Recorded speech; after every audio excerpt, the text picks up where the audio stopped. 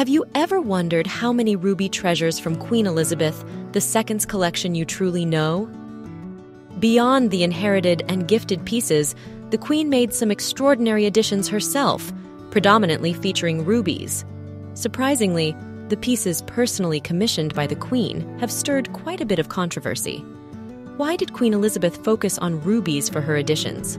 Which of these pieces have royal jewelry enthusiasts divided? And which tiara met its fate to bring a new ruby sparkler to life? Let's explore the dazzling ruby gems of Queen Elizabeth II's collection together. Before we begin, please support my channel by clicking the like and subscribe buttons. Thank you!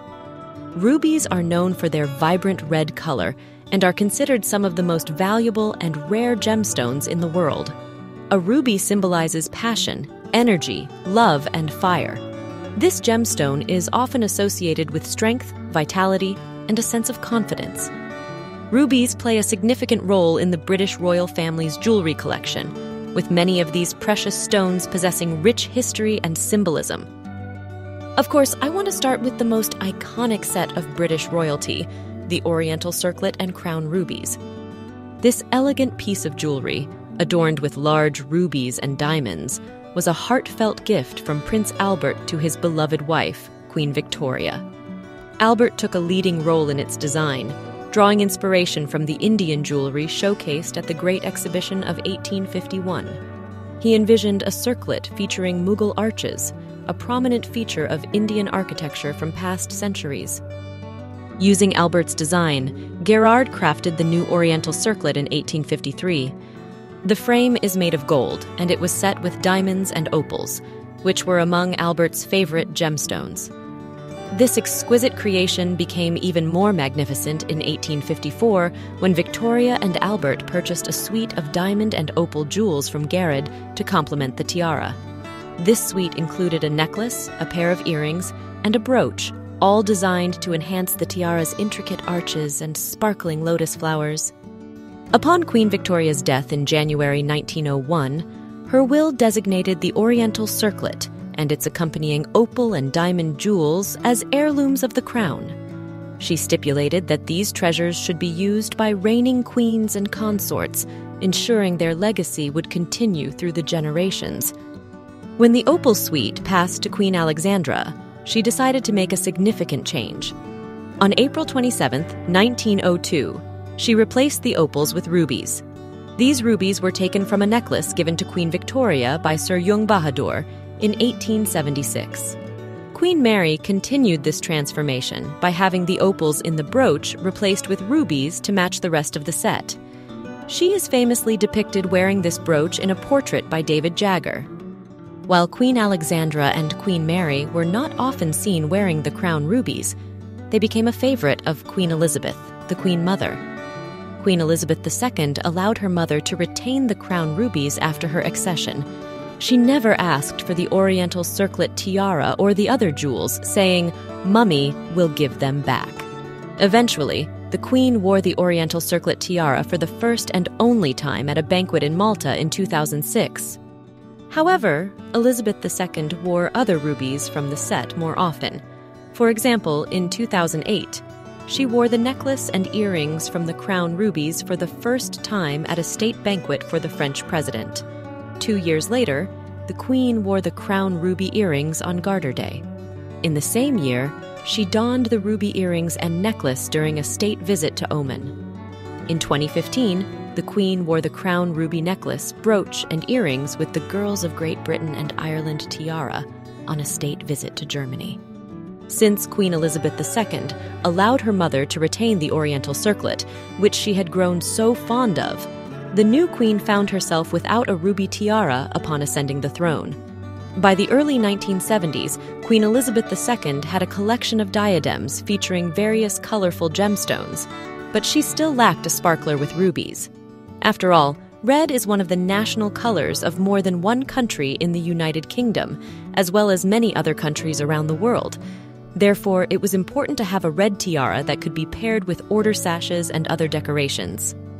For this reason, Elizabeth decided to commission her own ruby tiara. She approached Garad in the early 1970s, As with many other royal jewels, creating the new tiara required sacrificing another piece. The choice fell on the Nizam of Hyderabad tiara, a diamond floral tiara that the Queen had received as a wedding gift from the Indian prince. The Nizam had asked Elizabeth to choose her wedding gift from Cartier. Early in her reign, Elizabeth wore the Nizam of Hyderabad tiara publicly, but eventually set it aside, reportedly because it was difficult to wear. After the tiara was dismantled, Gerard used the diamonds to create a new diamond and ruby tiara, featuring heraldic Tudor roses. The rubies used in the new piece were also a wedding gift. Elizabeth received them from the people of Burma. The gift included exactly 96 rubies, all of which are now set in the tiara. It is believed Elizabeth was given 96 rubies because the Burmese people believe that there are 96 illnesses that could afflict one's body. And thus, with rubies thought to have healing qualities, the gesture was seen as a sign of protection for the late Queen and her health. Queen Elizabeth wore her new ruby tiara often, especially in the years just after it was made. The design of this tiara faces frequent criticism, with many particularly dismayed that Elizabeth dismantled a beautiful and exquisite Cartier diamond tiara to create it. As for me, I really don't see why most people dislike this tiara. While it may not be the most attractive, it is certainly not the least. The choice of the Tudor rose as a motif is challenging to execute because the rubies are not small enough to blend seamlessly, and the diamonds are not opaque enough to stand out in the design. After Elizabeth's own passing in 2022, the ruby jewels were inherited by her son, King Charles III. His wife, Queen Camilla, made her first appearance in the tiara at the South Korean state banquet at Buckingham Palace in November 2023. She also paired the tiara with the crown ruby necklace. The Greville ruby and diamond floral bandeau necklace is one of the most famous necklaces owned by the British royal family. The necklace features a number of large rubies, with their settings interspersed across a floral diamond bandeau that slopes to the center and is accented by a single large diamond drop at its apex. This magnificent necklace was originally owned by the Honorable Mrs. Roland Greville, who had purchased the jewel from Boucheron in 1907. Mrs. Greville was a close friend of King George VI and the Queen Mother, and she left her jewelry collection to the Queen after her death in 1942. The Queen Mother kept many of Greville's jewels for herself, but gave the Boucheron necklace to her daughter Elizabeth in 1947 as a wedding gift. Elizabeth wore the necklace on many occasions, including a state visit to Canada in 1951, and it remained one of her favorite jewelry pieces even after taking the throne in 1952. As she did with so many of her necklaces, she had the diamond and ruby necklace shortened so that it sat closer to her throat, in a style popular in the late 40s and early 50s. The two sections of the necklace that were removed have been retained in the royal vaults, so it seems that the necklace could theoretically be restored to its original length with relative ease. The Greville necklace seemed to make fewer and fewer appearances over the coming years, but was famously seen in 1983 at the official ceremony for the state opening of Parliament in London.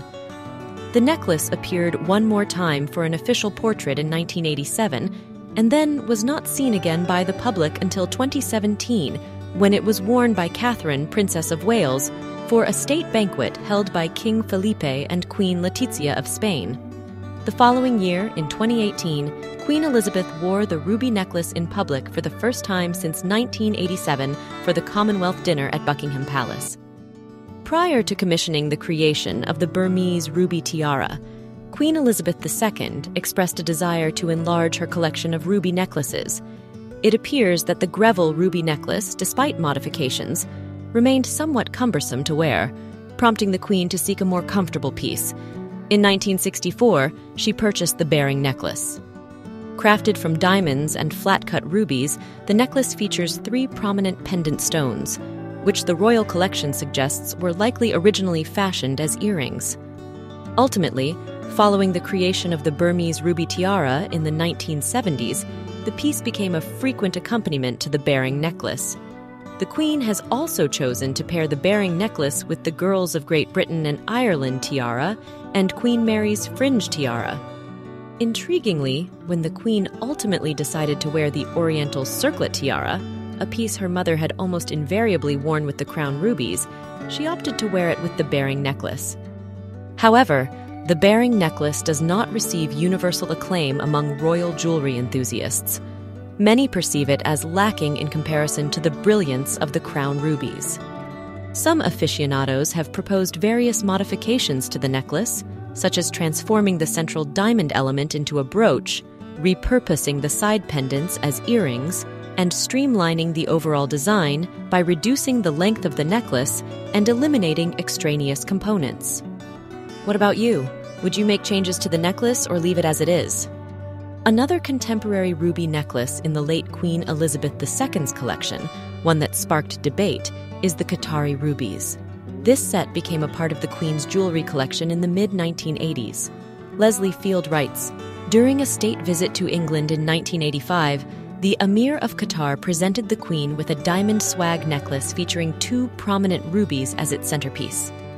The Emir of Qatar at the time was Sheikh Khalifa bin Hamad Al Thani, whose reign lasted from 1972 to 1995.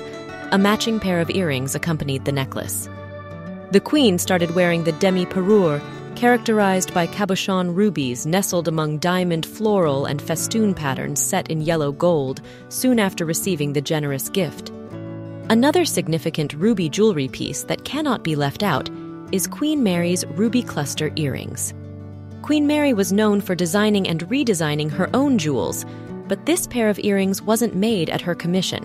In 1926, her husband, King George V, presented the earrings to Queen Mary for her 59th birthday. The earrings feature a large, faceted ruby surrounded by a cluster of 9 diamond brilliants. According to Leslie Field, Mary offered the earrings to her granddaughter, the future Queen Elizabeth II, as a wedding present in 1947.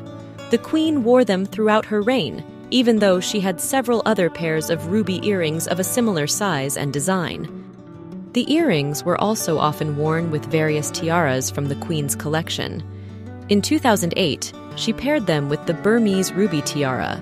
This pair was appropriately reserved mostly for evening functions, but the Queen occasionally wore them for daytime events that required more formal attire, such as the annual Order of the Garter service at Windsor. In the photo earlier, you might have noticed an exquisite ruby bracelet on the hand of Queen Elizabeth II. Let's delve into its fascinating story. Originally worn by Queen Mary when she was Duchess of York, this bracelet was a wedding gift in 1893. The Royal Cornwall Gazette revealed its origins, noting that Emily Elliot, the Countess of St. Germans, and the Cornish Royal Wedding Committee raised funds to purchase the gift.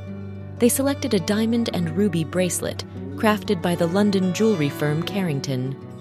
The bracelet was made of gold, with delicate petals adorned by numerous diamonds, and at the core, there were round red crystals. The center of the bracelet, shaped like the Rose of York, could also be worn separately as a brooch. Queen Mary wrote a letter to Lady St. Germans about the ruby diamond gold cuff bracelet. "When you came to bring me the present from the people of Cornwall, I felt quite unable to express the deep gratitude I felt at receiving the very beautiful ruby and diamond bracelet. I ask you kindly to convey to them my warmest and utmost grateful thanks for the very lovely gift from Cornwall. Believe me, yours very sincerely, May." Queen Mary often wore the bracelet in various ways, frequently fastening the central piece to her collar. In November 1947, Queen Mary passed this exquisite bracelet to her granddaughter, Princess Elizabeth, as a wedding present. Queen Elizabeth II wore the bracelet on numerous occasions throughout her life, showcasing it at various significant events.